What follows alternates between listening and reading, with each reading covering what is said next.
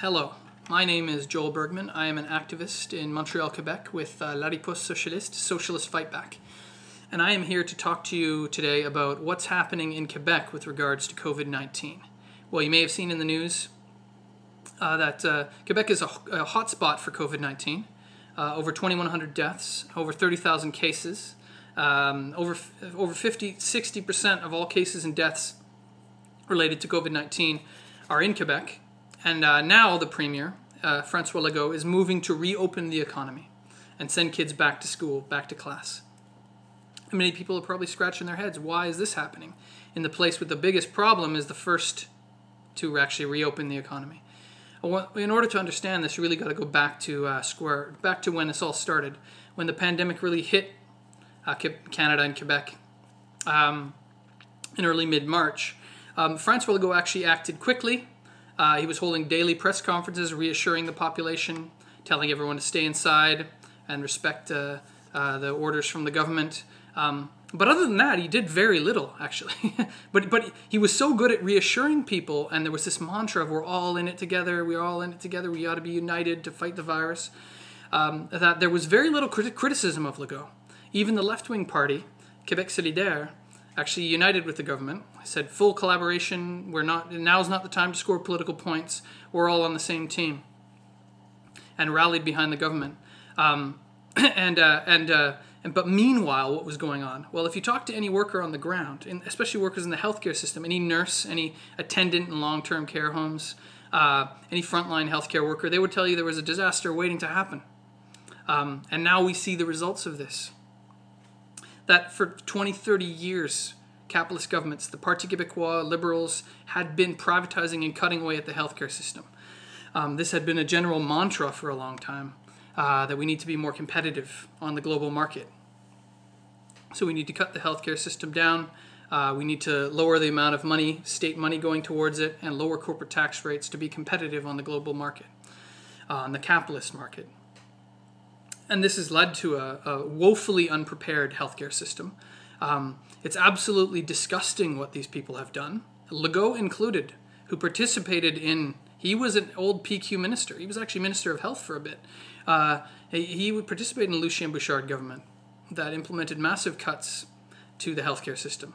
So he has blood on his hands. Now the Minister for Seniors and long-term care has said that she's not responsible. She said yesterday. She said she's not responsible. We're all collectively responsible. Well, this is absolutely ridiculous. Working class people had nothing to do with this. These people, their government and the capitalists and their governments, they knew this was coming. We saw it months ago. We had months of notice, and they did nothing. Why did they do nothing? They didn't want to affect the profits of the bosses and the capitalists. And that's precisely what's gone on. And then they put the blame on all of us. It's you got to all stay home, and if it spreads, it's your fault. Basically due to the fact that they did not prepare for this. They control the economy. They control the government. It's not our collective responsibility. Now, they're reopening the economy. Why is this? Well, you don't have to be a genius to figure it out. Who was applauding this? The Employers' Council Association of Quebec, the Conseil de Patronat, has applauded this move. Why? They represent the big capitalists, the big billionaires and millionaires in Quebec. And they've said that this is the right way to go. Why? Well, the government even said that people are going to die when they do this.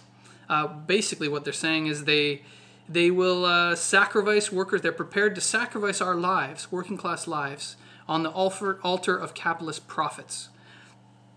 And this is absolutely disgusting. And you don't believe me? Well, look at their arguments. What was François Legault's arguments? His first argument was we needed to develop a herd immunity.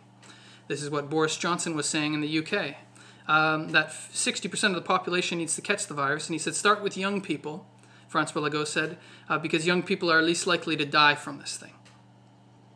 But then he also said, but then when you're in school, respect social distancing.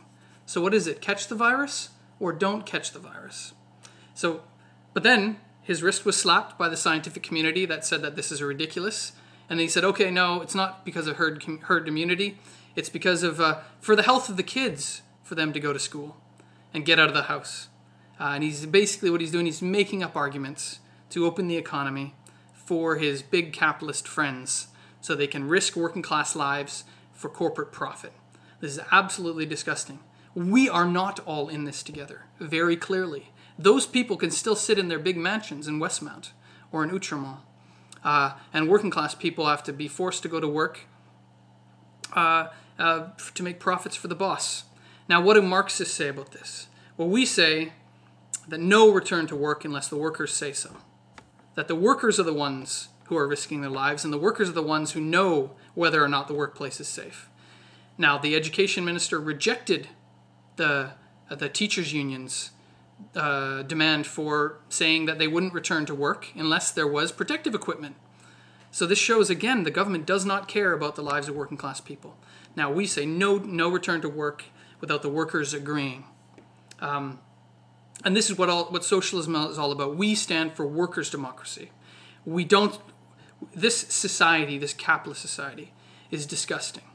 A few rich people at the top gambling with working class lives to get the economy going so they can make more profit.